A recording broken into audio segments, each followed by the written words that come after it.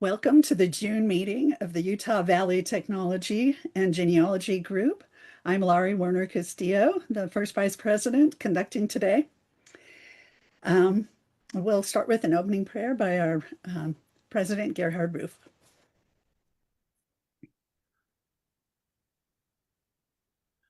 Our Father in heaven, we are grateful to thee for thy love, which is made manifest so many ways in our lives.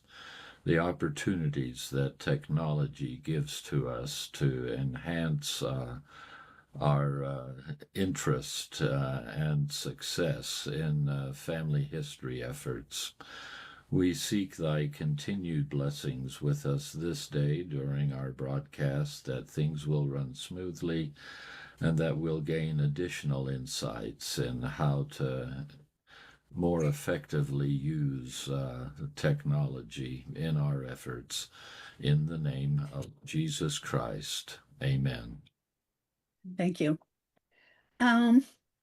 Just one announcement.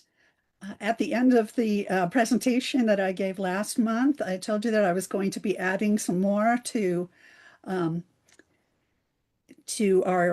YouTube channel. So you want to go to the UV Tag YouTube channel, and if you click in the notes on the class that I gave last month, the links to the new class that I added there and the handout are there.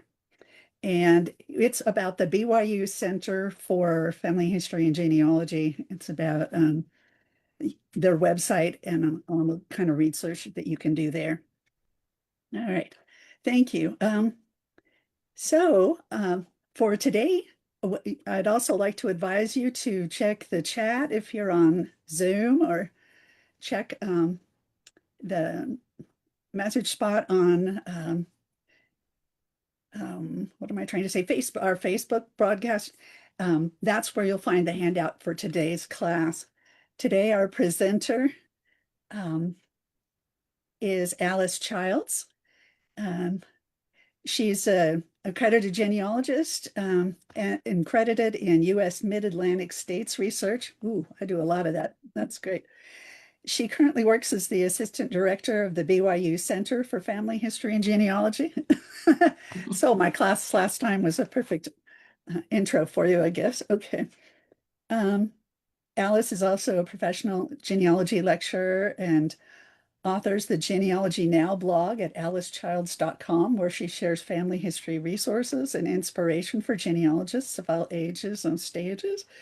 And her presentation today is called Using AI as Your Digital Family History Assistant. And aren't we getting bombarded with what all we are told that AI can do for us in genealogy and in every other aspect of our lives, apparently? So the description of her presentation that she gave us is that it will introduce us to powerful ways artificial intelligence can serve as a research partner, creative collaborator, and technical assistant. Participants will explore the AI Research Assistant at FamilySearch, the GoldieMay AI Research Assistant, and major large language models such as ChatGPT, Claude, Gemini, and Perplexity. Learning how each tool can help locate records, interpret complex legal documents, generate evidence tables, and bring ancestors to life through compelling short stories. So grounded in the principle that AI is a tool for collaboration rather than replacement, this session offers practical prompting strategies while encouraging participants to verify AI output. It's so important, and align its use with their own values and judgment. So I'm looking forward to this presentation because I've read all kinds of articles on AI, and there's I'd just like to see some practical application. So thank you very much for being here, Alice. The time is yours. Okay, let me share my screen. If anybody has questions, please put your questions in the chat. Okay, are you seeing my slides? Yes, we are. Okay, great. Well, I'm excited to be here.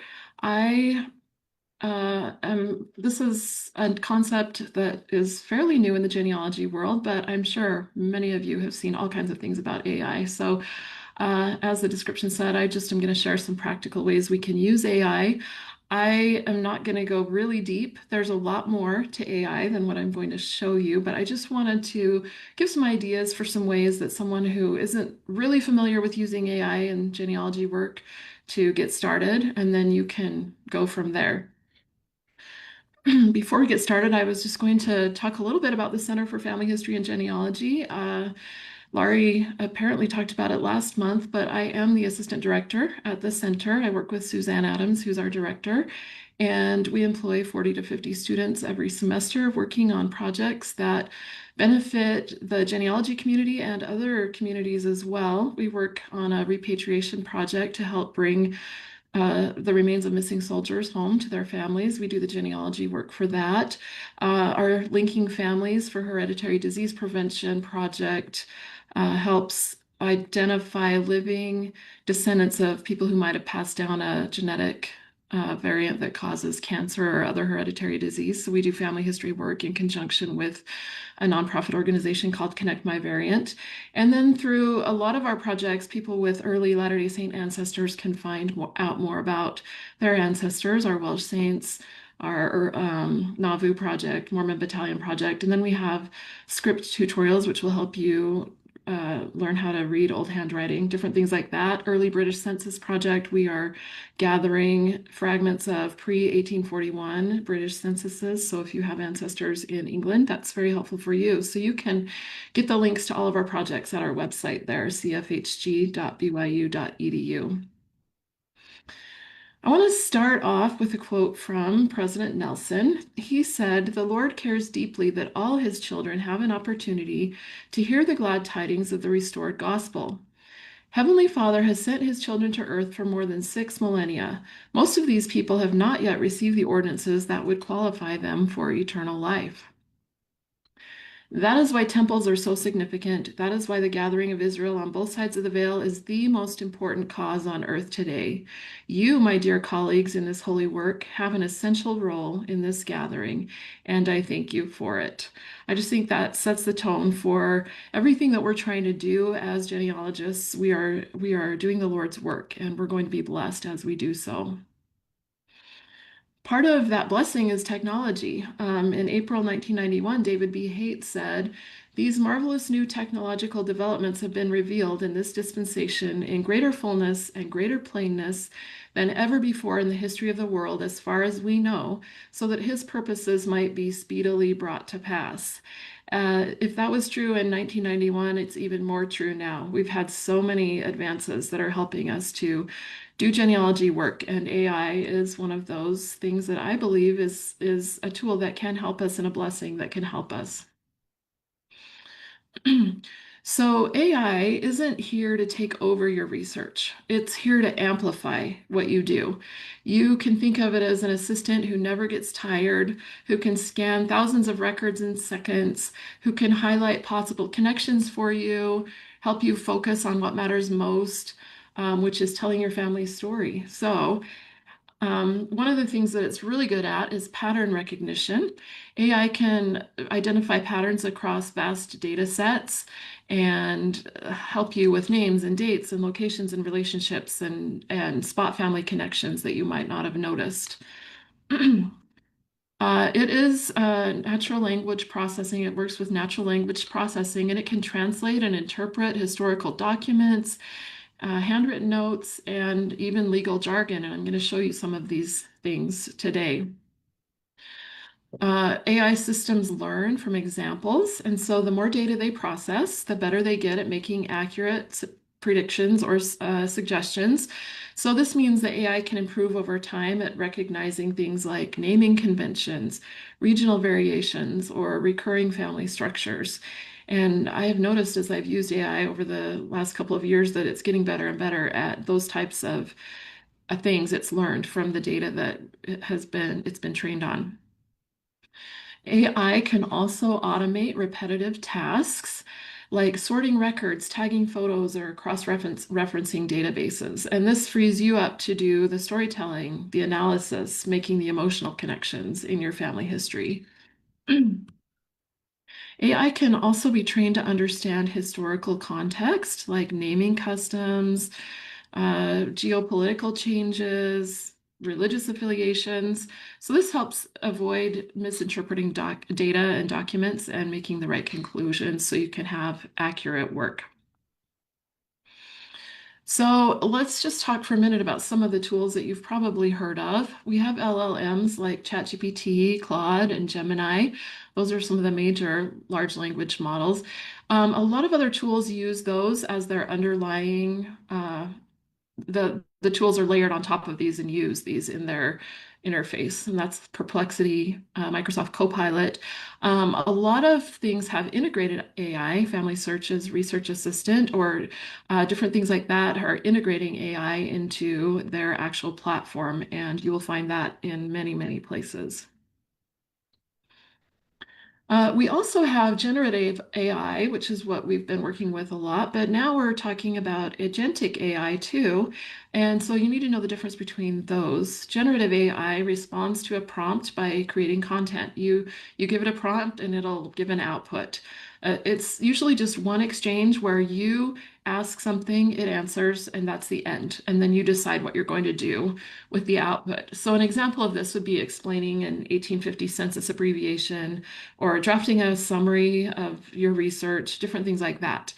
Agentic AI actually takes action toward a goal, usually in multiple steps, and it will chain decisions together, and it can work kind of as an independent assistant with less direction from you.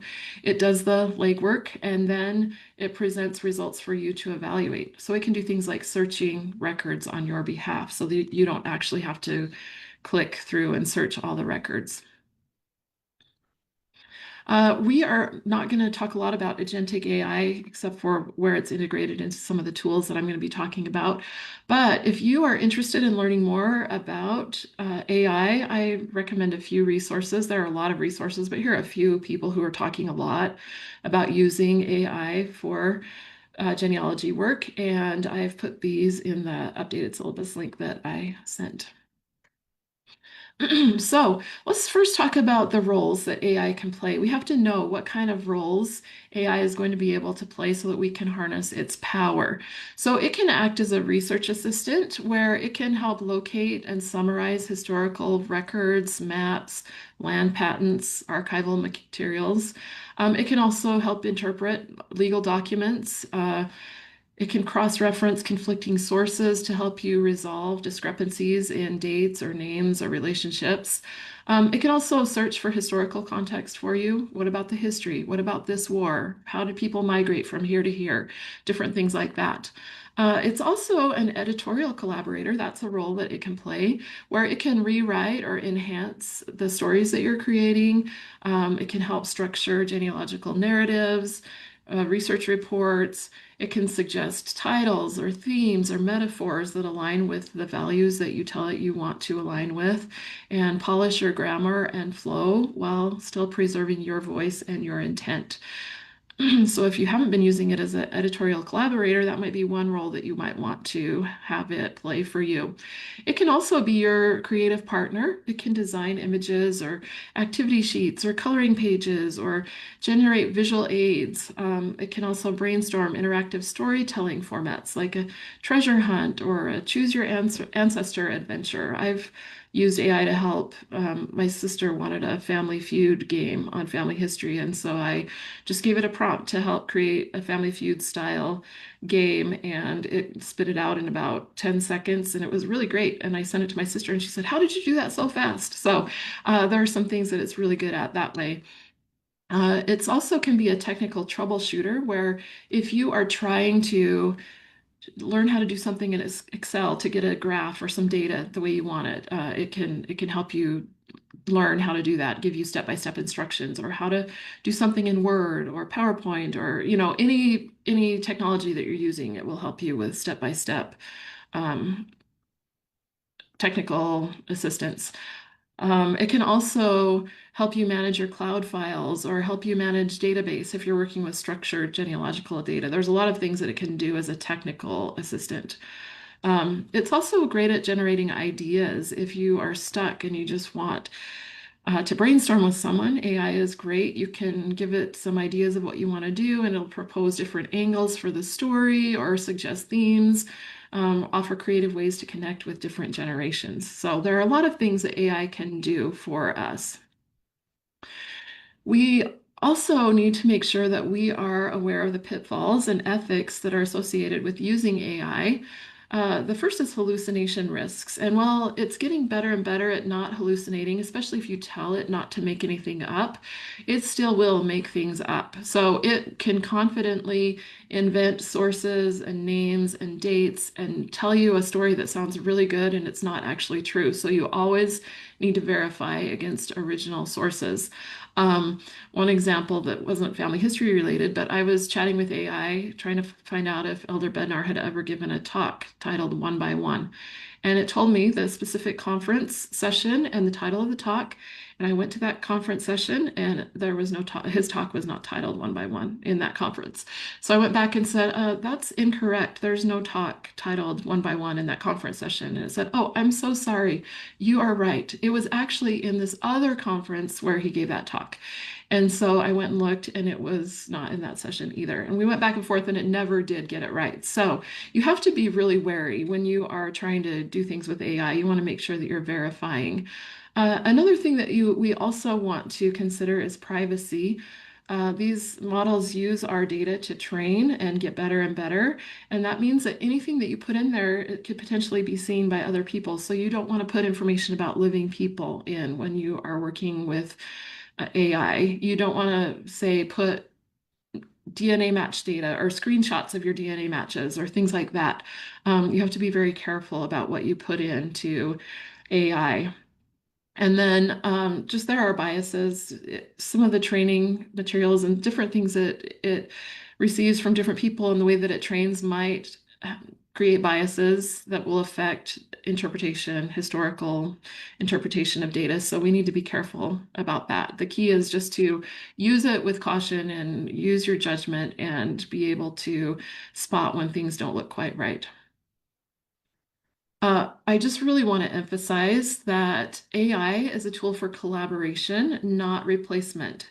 As we've said, it can make mistakes. So we need to pair it with our own expertise, our own curiosity, and our own ethical judgment. Uh, Elder Gong actually gave a talk at Education Week at BYU last year about putting artificial intelligence. Well, the whole talk wasn't about this, but he had a section about putting artificial intelligence in a gospel context. These are some of the things that he talked about. The first one is that artificial intelligence cannot replace revelation or generate truth from God. So we have the responsibility to ensure that the Holy Ghost can attest to the truth and authenticity of all that we say and all that we share in our form and in our content. We're not using artificial intelligence to tell us truth, to reveal truth to us.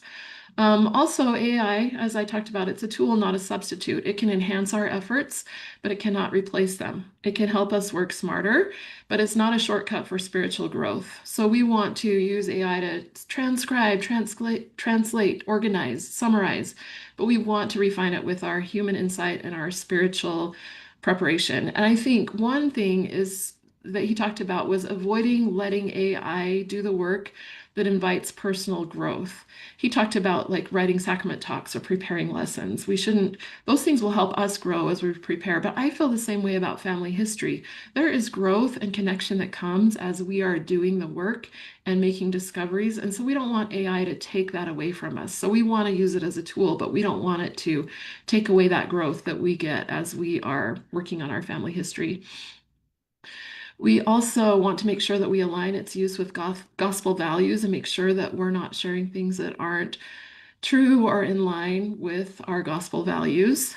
And we need to seek the Lord's wisdom in all things. So, as I said, invite the Spirit into what we do and trust that as we seek the Lord's wisdom, He will bless our efforts. So what are some tools that we can use AI for as we are doing our work? The first tools I'm going to talk about are things that will help us with research planning and searching. So AI can do things like building timelines based on a person, events in a person's life, and then identify what gaps you have and where you might want to search next. As I mentioned, it can provide historical background information that might lead you to look for other records that you might not have thought to look for. And it will even make suggestions for what kinds of records might be created in association with that historical context. It can create a formal locality guide for you, tell you about the history of the area, create a timeline, um, give resources that might be useful, record collections, different things that would help you if you're researching in that locality. And there are tools for searching that use AI. So let's talk about a few of these. The first one is FamilySearch Full Text Search, which I'm sure all of you have been using and loving and expressing gratitude for. It uses optical character recognition and uses AI to index records that have previously been unindexed and that you used to have to do page by page searches for. FamilySearch has over 2 billion images in their full text search, and they're adding more all the time. Ancestry recently announced a full text search. Theirs is more limited. It's just to local histories and newspapers in their collection that have gone through the OCR process. So there are some full text search possibilities at Ancestry as well. If you want to learn more about strategies for searching in full text search, the homepage on FamilySearch's full text search area has some strategies for helping you search more effectively. There's a new thing that FamilySearch has introduced, and it's in the FamilySearch Labs. You can enable this experiment, and this is FamilySearch Simple Search. So for searching full text search, you can just have a conversation, and it will do some searches on full text search for you. So this is a fun new AI search possibility. Let's talk a little bit about the AI Research Assistant. It used to be a labs experiment. I'm unclear on whether you still have to go to labs to enable that or whether it's available. I've done some testing with people who haven't enabled it, and it seems like they can see it, but then at RootsTech, they were saying it was still a labs experiment. So I don't know if it's still a labs experiment, but if you don't see it when you log in and when you go to a person's profile page, you can go to the labs and enable it. It's at familysearch.org, and the first thing that it does is right on the home page, it will search your tree to find people to add. It can do things like finding sources about a person in your tree from the web. It can provide answers to genealogical questions. It can suggest additional resources where you might find more information. So let's just look at a few examples. When I went to my homepage, I could see just on the main homepage, it has the AI Research Assistant. And right here, there was a possible child of Maud Mary Tutt. So on this homepage, it's giving you hints to try and grow your family tree. It's not giving you record hints. It's saying, oh, we might have found a person here. So I can review and add. And when I did that, I was able to find another daughter in this family that was on a census record. So when I went to Maud's page, after I attached that record and added the new person, I went to Maud's page. I wanted to see what else I could find. So when you click on the AI Research Assistant, let me get my pointer here. When you click on the AI Research Assistant here, it'll bring up the sidebar here. So you can start chatting, and it will give you a few questions that you can ask, or you can ask your own questions. So I wanted it to analyze the sources for Maud Mary Tutt and see if I could see if there were any other children I might want to look for. So it gave me a list of all the sources and told me the information that was in them and what types of evidence was in each of those records. So this is the daughter that I actually added based on the record hint from the homepage or the hint from the homepage.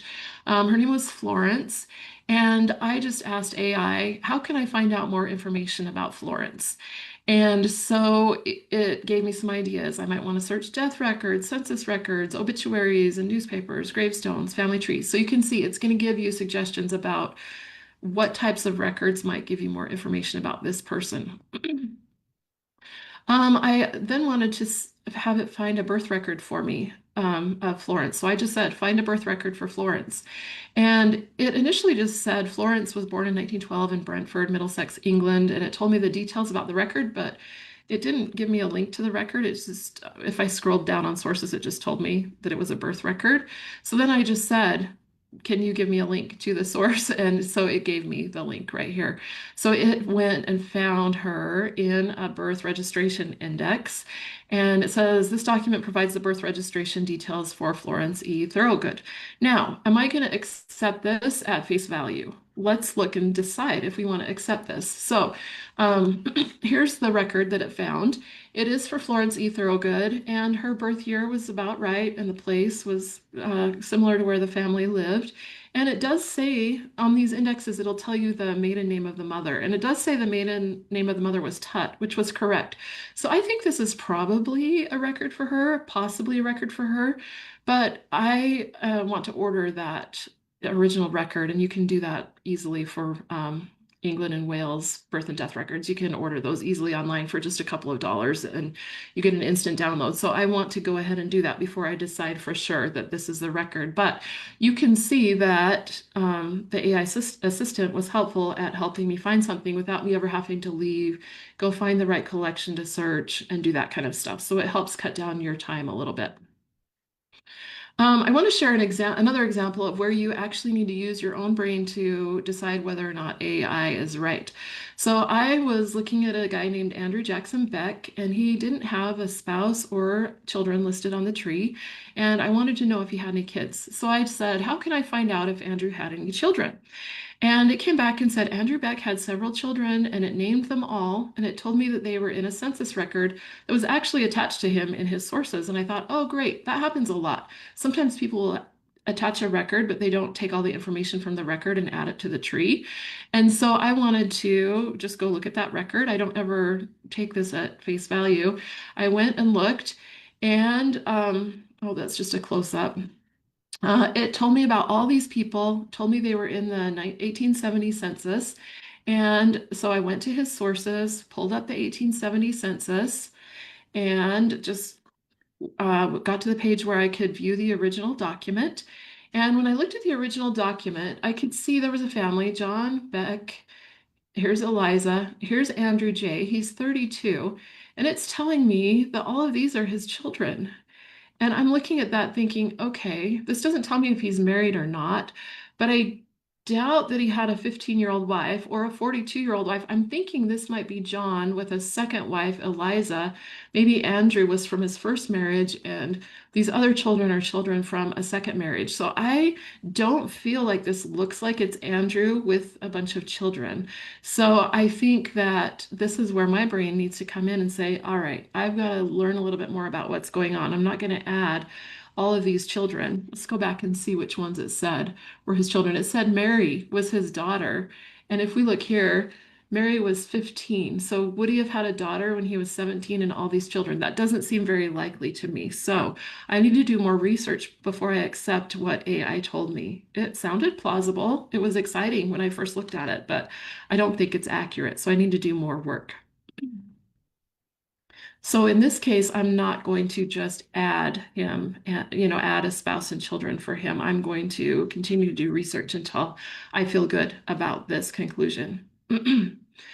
Another thing the AI Research Assistant can do is give you historical context. So you can just ask it what was life like when Andrew Jackson Beck was alive, and it can give you a little summary of the types of things that were going on during his lifetime. So that can be really helpful too.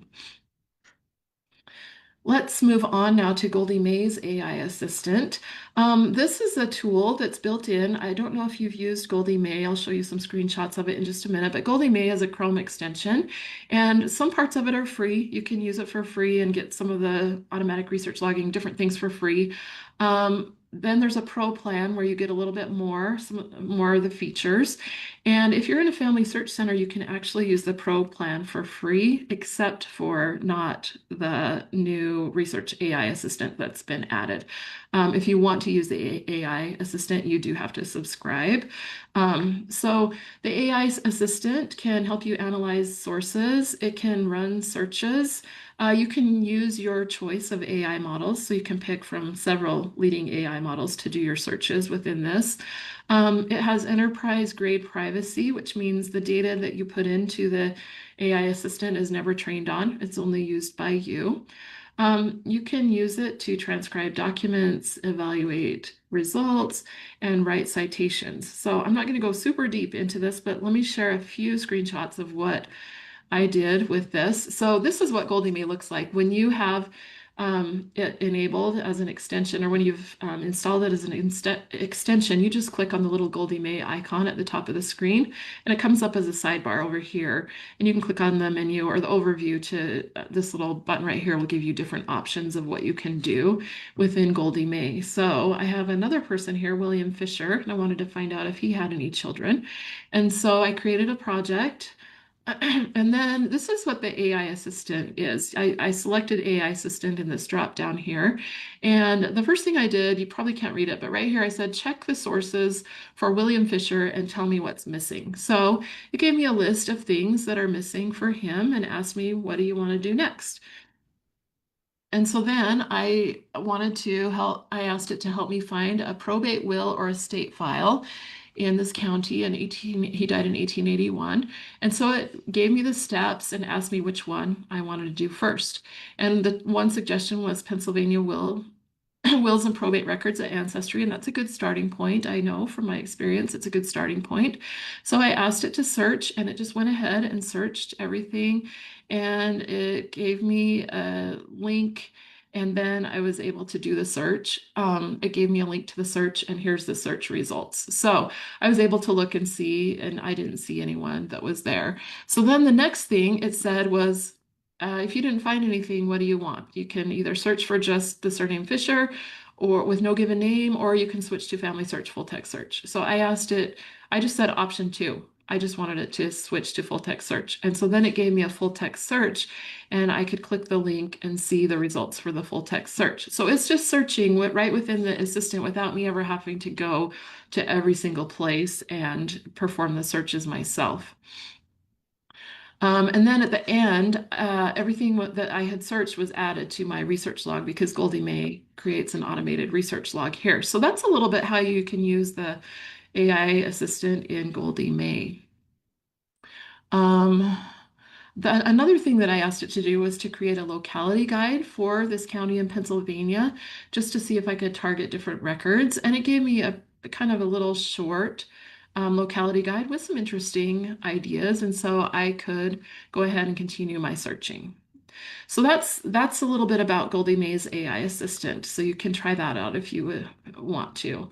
Um, with the locality guide idea, I thought that the little locality guide it gave me was kind of interesting, but I have done a lot of trying to create locality guides with LLMs. And so this is a formal locality guide that I created, and prompting is key. I'm going to talk a little bit more about prompting a little bit later, but I moved this up to this point because I had just mentioned a locality guide. So I just told it that you're a professional genealogist and doing some research in Lawrence County, Ohio. I gave it some specific instructions. I gave it a template that I use for my locality guides. Told it I was going to create it in Microsoft Word. I wanted it to search on the web for information, and I wanted it to include URLs for the sources. I told it the places I wanted to search, and I wanted to separate records from the sources into the correct categories according to the template. And then I told it not to make anything up. And so here's what it gave me, a locality guide for Lawrence County, Ohio. You can see all the categories over here on the left-hand side that it gave me. Gave me some quick facts about the county right here in the background section. It created a timeline of major events for me. Then in the record section, if I scroll to any of these record sections, it talks about the different record custodians and when the registration of births and deaths began. So I'm not looking for records when they didn't exist. And then it gave me links to different collections online that I can search. So I've created a lot of locality guides in my lifetime, and depending on how extensive the guide is, it can take anywhere from an hour to 10 or more hours to create one. And it created this in about 10 seconds, literally. It was so fast. It was not very long, and it just created this for me. Some pitfalls and things you might want to be aware of is you just probably want to spot check and verify some of the information it gave you. The more you do it, and the more you see that it gives you correct information, the more confidence you might have, but you want to just be spot checking for sure all the time. Another thing is it doesn't always get the links right to the different collections, and so you might want to just spot check the links and see if they actually work. But it will give you an idea of collections that are available, even if the links don't work. So just be aware of some of those pitfalls as you're doing this. But this is a great use of AI for genealogy. Now I know a lot about the background and records available in this county.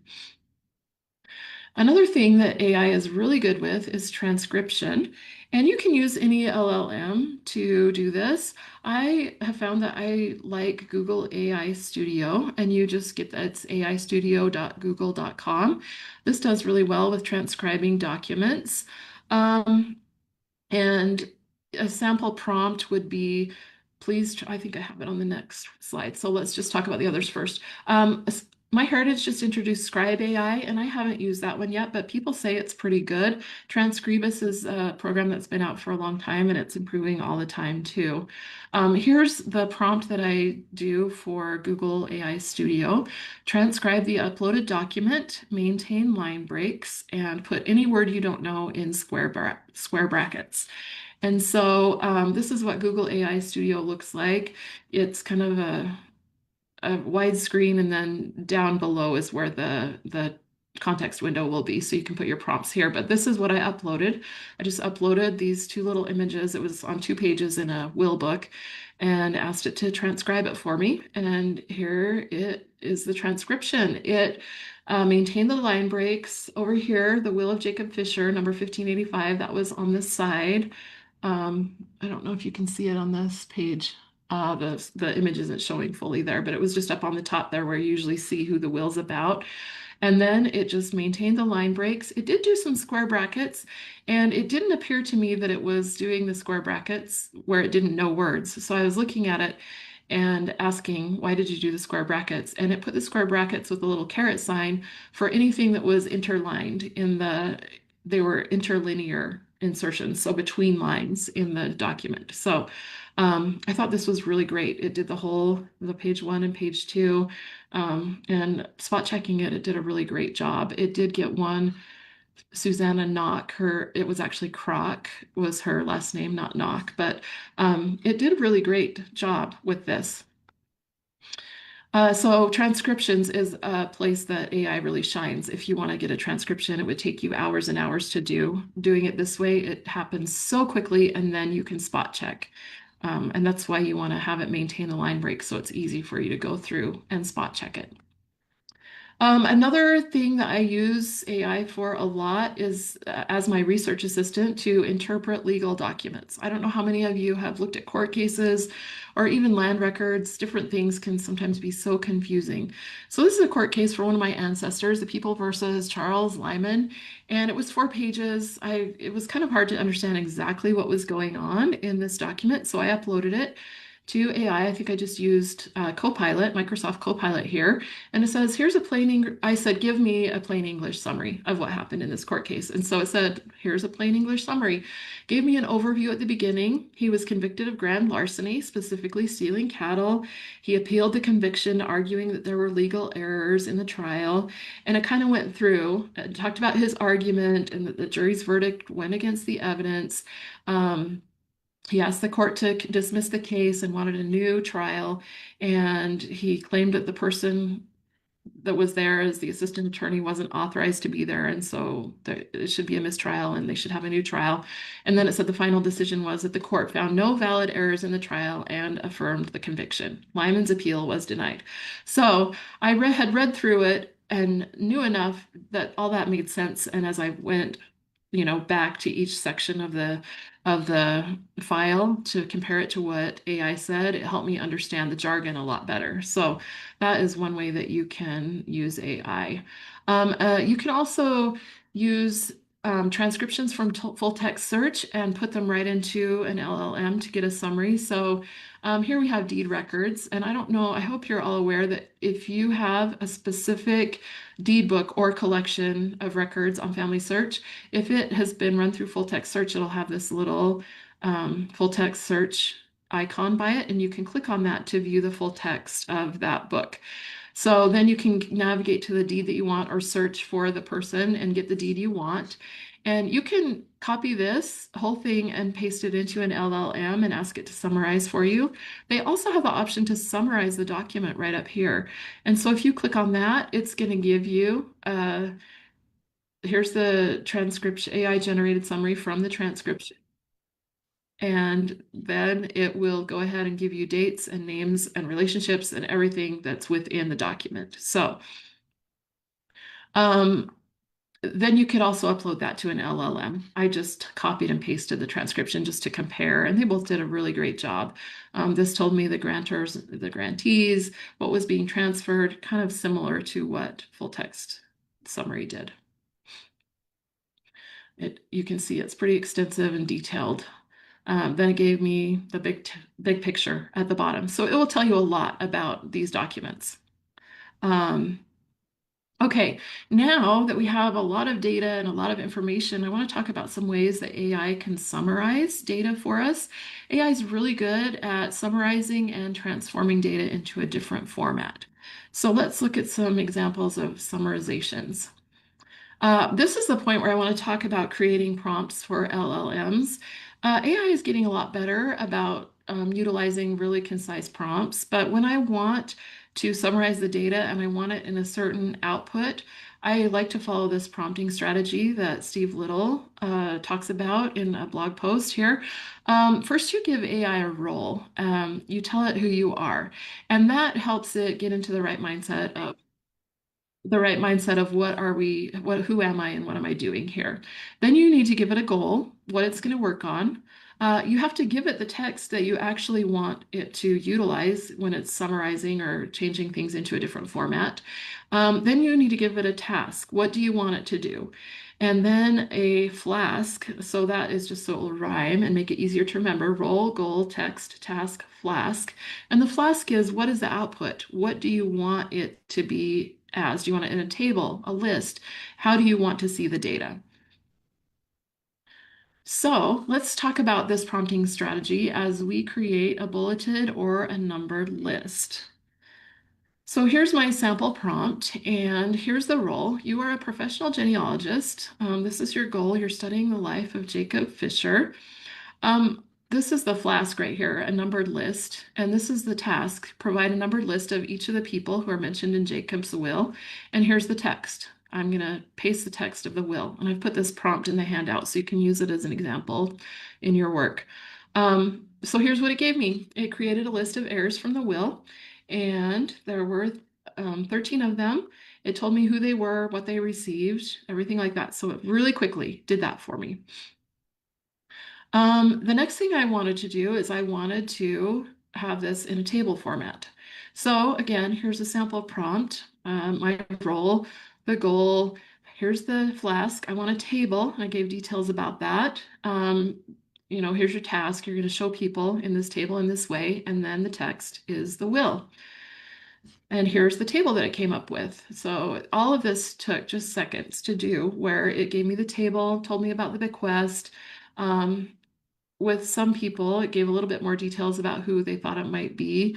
And so I can easily see, rather than having to read through the will and try and pull this out myself, AI was able to easily and quickly pull everything out for me. So this is a really great way to use AI so you can see everything that's going on.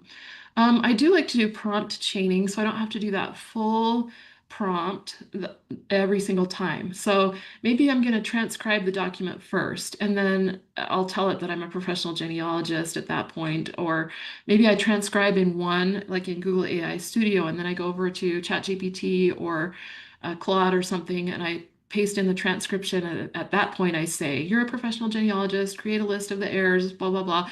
Then after the list is created, I don't have to give it that full prompt again. I can just say, can you change the list into a table with these fields? So you can kind of shortcut the process if you're doing prompt chaining. And then as you get the output, you can adjust the output and have it continue to edit and refine your output as you want it to. Okay, so the next thing I did after I did that table, this is another place where I think AI really shines, is it can give you next steps. It can brainstorm with you and tell you things that you might be able to do next. So there was a person on this will. I don't know who she is. Her name's Priscilla McGrew. And so I want to know who Priscilla McGrew means is. And so I said, create a research plan with links to collections on FamilySearch or Ancestry that might help me discover who Priscilla McGrew means was. And so it came up with a research plan, talked about McGrew means was probably a maiden name and a married name. And we want to know who she belonged to and how she connects to Jacob Fisher. And then it gave me steps of how I was going to do that. So told me I could look at marriage records, and it told me some places I could look. Um, it told me, oh, I was going to animate this and I didn't. Okay, I have two pages here. Establish the marriage record and then look for a means household in census records. And then step 3, church records for Sewickley Township congregations. So it's walking me through and telling me specific places where I might look and giving me links to places that might be helpful to help me see where I can find those records. So you can see that AI was really good. This was Claude that I was doing this in, was really good at helping me come up with a uh, research plan with specific steps I could take to learn more about that question. Um, I then wanted it to create a document for me because what if I need to do this later? I wanted to create a document with each of these items and clickable links. And so it did that, and it told me a few of these links were generated from general knowledge of common collection naming and may not resolve to the exact correct page. It's worth verifying to see if they're stale or mismatched. And I will say, when I opened this document, it looks really nice with all these different links, but I checked through the first half and they were not good links. But if I searched for these collections, I could find the collections. The collection names were correct, just the links weren't correct. So that's something, like I said earlier, you always want to be looking at. Another way that I have used AI is my sister was doing a bunch of research on Mary Marcellus Radford Johnson and trying to figure out who her parents were. And over a year or more, we went back and forth, and she would say, "What can I do next?" And I would give her some ideas. And so once she found the answer, she was so excited and she wanted to know what she could do. And so I told her, "Well, I want you to write it all up, write up everything that you've done." And so she did, just in her own voice. She wrote up everything that she searched and everything that she found. And I asked AI to create a table of genealogical evidence for this. And it gave me a nice table about the generation and the relationship, the different events, what evidence we had, and analysis about that. How does this help us in our case? So I thought that was really fun, that it gave kind of a more formal table showing the evidence for each thing. And then I asked it if it could create source citations based on this. I asked Claude to do this, and it generated some citations. Obviously, it didn't have enough information just from that document to create the complete citations, but it gave me starting points. It gave me this is where they lived, and then I would need to fill in certain information in each of these citations. So this was a great starting point for genealogical citations for this work. The last thing I want to talk about is the way that AI can be our creative partner. It is really fun to have AI help us create content about our ancestors. I do want to put a big red flag out here that you have to be really careful about what you're going to accept and what you're going to do. Are you going to generate an image that looks like a real person and upload it to FamilySearch as a picture of your ancestor? No, you don't want to put a picture out there that's not really your ancestor. Um, are you going to create a story? Yeah, you can create stories, but you want to be careful about the ideas that you're putting out there and whether or not you're creating fictionalized things that didn't happen. And I'm going to show you a few examples of where this comes into play as I was creating some content. So the first thing I'm going to talk about is short stories, and I want to highlight some tips for compelling short stories. You want to choose engaging anecdotes and moments. You want little snapshots of your ancestor's life, not a whole narrative about their life for a little short story. Choose something that will reveal a character trait or highlight obstacles that they faced and how they were overcome. You want to focus on things that will resonate with your audience and connect and help illuminate that person's journey. You want the story to begin and end well. You want it to be engaging at the beginning and have maybe a reflection or an insight that provides closure and leaves a lasting impression on your reader. And you want to include sensory details that will help evoke a picture in your audience's mind, vivid visual descriptions, sounds, smells, and textures. What did things look like and smell like? So here's an example of a little story that I was working with in AI. I had an entry for my ancestor Morris Phelps in a tithing daybook, and it said that he paid $7 in labor on the Maid of Iowa. So I really hadn't learned much about the Maid of Iowa, and I wondered what this story was about this. And so I went and found some information. This was a steamship that was owned by Dan Jones and a business partner. It was constructed in 1842. Half of it was purchased by Joseph Smith in 1843, and they used it as a ferry between Nauvoo and Iowa, and also to transport British converts and supplies to Nauvoo from St. Louis.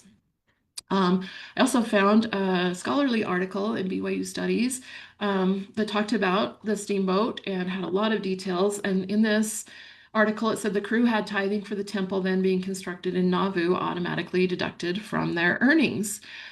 So this was some background about the Maid of Iowa.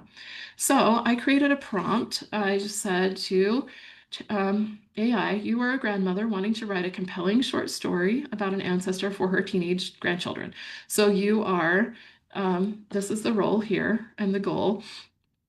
The subject is Morris Phelps. So you're giving it some text and text down here. I'm going to attach the scholarly article on the Maid of Iowa. The task is in green. I got specific. I wanted to describe what he'd been doing that day. I wanted to have an engaging opening, a thoughtful ending. I wanted to bring his experience to life with sensory details and visual descriptions. And I wanted the story, this is my flask, a compelling short story in the first person from Morris's perspective. So it gave me a story titled A River of Faith, My Day Aboard the Maid of Iowa. And I'm not going to read this whole entire story to you because it was kind of long, but this was for teenagers. And it did give me some really great sensory details. It said the air was thick with the scent of river mud and wood smoke. Our little sternwheeler, barely 60 tons and just over 100 feet long, creaked and groaned as we loaded freight bound for upriver settlements. I wiped the sweat from my brow with a rough linen sleeve, the fabric stiff with yesterday's work. My hands are calloused, fingers stained with pitch and coal dust, but I felt no resentment. This was honest work and it mattered. So you can see it's doing what I asked it to do, and it went on to talk about him getting the tithing deducted and had a little lesson at the end. Then I asked it to do the story again for a child, a younger child, and it gave me a cute little, it asked me if I wanted a picture, and I said yes. It gave me a cute little picture. I just asked it last night to do a different picture because I thought this one was not very accurate with this area, felt really weird to me. So I did another one. This is about 8 months ago, I did the first one. This is another one. I like this image a little bit better, coloring page. And it talks about, it says, hello there, little one. My name is Morris Phelps. And guess what? I'm your sixth great grandfather. That means I lived a long, long time ago. And it went on and told the story. At the end, it talked about tithing and how it said at the end of the day, I got paid some money for my work. But before I even saw it, the boat owners had already taken out a little bit to give to the church. That's called tithing. It helps build temples and take care of people who need help. I didn't feel sad about it. I felt happy. Giving a little bit to help others is a good thing. It's like sharing your toys or helping others clean up, small things that make a big difference. That night, I walked by the temple we were building. The stones looked golden in the sunset, and I felt peaceful inside. I knew I had helped, even just a little. So, my dear great grandchild, remember this. When you share, when you help, when you give a little to something good, you're building something special, just like I did all those years ago, and I'm proud of you already. So, that's just a fun. Sometimes it's hard to get started on writing stories, or you don't know how to structure them or what you want to say. So even if you don't accept the story because you feel like there are details that you don't like, it's a great starting point for launching off onto some storytelling. Another way you can create is with Notebook LM. I really like Notebook LM. It's really fun. It's a creative studio, and you can upload sources, and it just uses the sources that you upload to help you create content. And you can upload a lot of sources, or you can create just one, upload just one. But it'll do things like giving you a podcast audio overview or a video overview. It can do timelines and maps and infographics. And here's one where I just uploaded a brief history. This is the summary. The brief history I uploaded here about my ancestor Paulina Lyman. It gave me a summary, and then I could do different things like a video overview or an infographic. So here's the infographic. I thought it did a really great job just talking about Paulina Lyman, her resilience and service. It showed her journey west. She was born in 1827. Joseph Smith gave her a blessing and promised her she would reach the Rocky Mountains. She was in Missouri. Her father was in prison, a lot of different things. Then she crossed the plains, settled in Parowan, Utah. She was a midwife and brought over 500 babies into the world. She also spun and wove and tailored clothing. And she was widowed in 1877, but was a pillar of the community. So I loved this graphic that it created about her. It also created a little video called The Life of Paulina Lyman, and this was the opener to the video. Throughout the video, it kind of did watercolor and talked about different things in her life that she did. The last section was called A Healer and a Hero, talked about her service in her later life, well, all throughout her life. And then I really liked this. I'm going to play it for you. I hope it plays. It's just a few seconds long, but it's how will you use challenges to help others? And it's kind of the ending of the video. I wanted you to hear the voice. So if I can find my, let me see if I get out of my laser pointer. Maybe I'll, yeah, there we go. Which brings us to our final big question for you guys today. Paulina's early life was packed with danger, fear, and huge, scary obstacles, but she used that immense resilience to become an everyday hero in her own community. So no matter how hard life gets, how are you going to use your own challenges to learn, adapt, and help the people around you? Seriously, think about that. So you can see the voice is pretty natural, and it's just a fun way for you to be able to share your family history with your family in a way that might resonate more with them. So I love Notebook LM for all of the different ways that it can help us to interact with and share our family history. Which brings us to Oh, there we go. So in summary, let's just go over what we've talked about. We talked about what is artificial intelligence. We've learned about some of the LLMs and other tools, some things we need to think about, how we need to make sure that we are not utilizing information that's false. It can help us with our research planning and searching. It can help us with transcriptions, save time, helps us interpret things. It can help us create tables and graphs and all kinds of different things. And it can help us share our family history through stories and videos. Just closing with President Nelson again, there is nothing happening on this earth more important than gathering Israel for him. Let your Heavenly Father know that you want to help him. Ask him to put you to work in this glorious cause, and then stand back and marvel at what happens when you let God prevail in your life. I just want to just add my testimony that I know that this work is important, and I'm so thankful for the tools that we have that can help us not only to do the research better and faster, but also to help share that with our children, which is really one of the big things that we want to do, is to be able to help them connect and feel part of something bigger. So thank you. And at this point, we have time for a couple of questions. And this QR code is to the handout. In case you didn't get that, you can scan the QR code. So do we have any questions? This is Marilyn. Fantastic. Oh my goodness, Alice, you're amazing. I need to come into the BYU's the family history area and make an appointment and sit down with you. It's really wonderful. Thank you. One of the questions I had is, do you pay for ChatGPT, like Claude or those? Do you have a subscription you use, or what do you? Everything that I did on free plans. So Okay. yep. All right. And the coloring book, that was excellent. Which of the groups did you use for that I one? used ChatGPT for that second coloring page, the one that was better. And I did have to prompt it a few different times to get it to do what I wanted. Originally, it was having Morris on the dock and not on the, I mean, he was on the dock before, but it was like the Maid of Iowa was over here and it looked like a whole different ship or something over here. So then I prompted it saying, have him loading stuff onto the Maid of Iowa. It gave me that. You kind of have to play with it. But yeah, it did a really good job. And you do have limits. Like I edited it a couple of times and then it said, sorry, you can't do any more Right. images today. So, Yeah. you know, So did you wait for another time to have it redo it, or how did? for that one, the last one that it did, I was happy enough with it that I just said, okay, I like this one. But I could. It just makes you wait a day before you can do it again. Oh, is that right? Mhm. Okay. Yep. And then you mentioned Notebook LM. Is that a program? Yeah, it's Notebook LM. Just Google it, Notebook LM, and it will come up and it's free. I used everything for free. I mean, there are paid programs on all paid options on all of these, but that Wow. was the that was what I used. Views and that. I was just curious. Sometimes in Family Search, when I'm wanting to research a database, they haven't processed that group of records. I was curious. Have you ever heard of a way to put what I need at the top of the list? That would be a question for the Family Search people. I don't know of a way to do that. Um, Okay. I would reach out though to To Family somebody Search. Yeah. and see if we could do that. The more the same thing gets asked about, the higher up it'll get on the list on its own. Right. You have done some amazing examples here. I have just been blown away because as I'm working, I'm thinking, oh, I should have.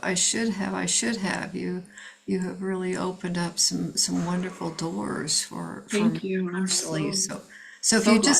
if you just did this presentation for me, it was very successful.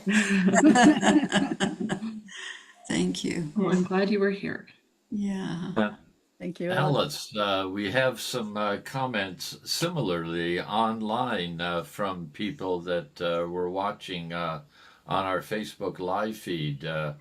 For example, Julie said, this presentation on AI was so informative and it blew my mind. Thank you.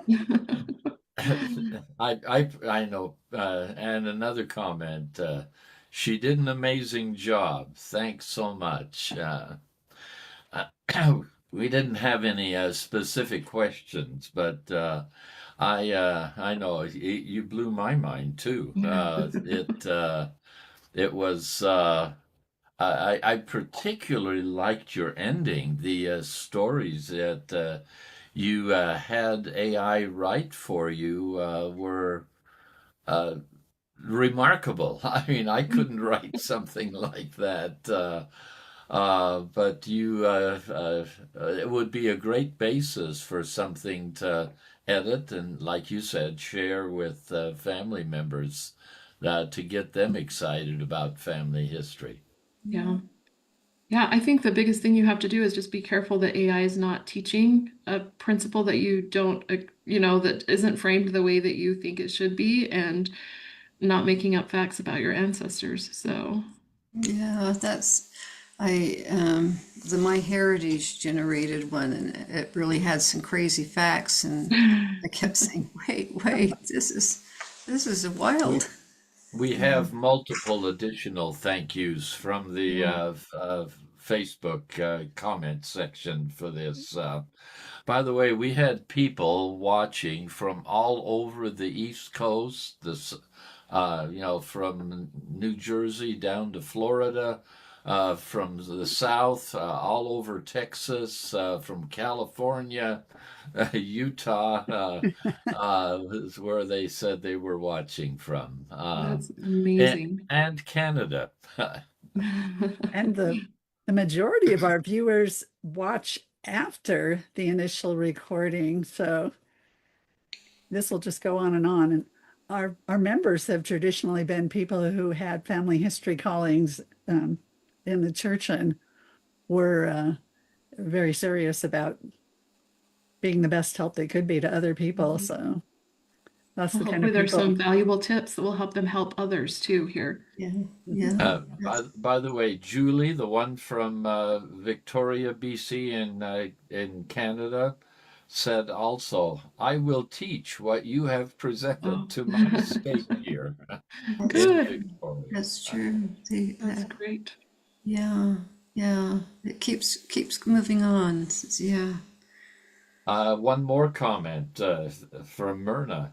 Thank you so much. I got inspired and learned a lot. A Venezuelan from Toronto. Oh, that's fun. Anyway, the comments like that keep coming in on Facebook. Well, that's Thank you so wonderful.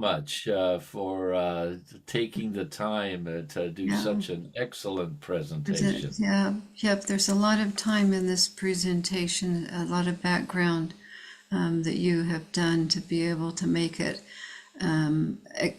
edible, I want to say, but mentally, we saw just little pieces of a lot of time you put in. Thank you very much. Well, thank you for inviting me. It's been fun. Yeah. Well, we're glad to have you on board at the center there. And Okay. Okay. well, thank you so much.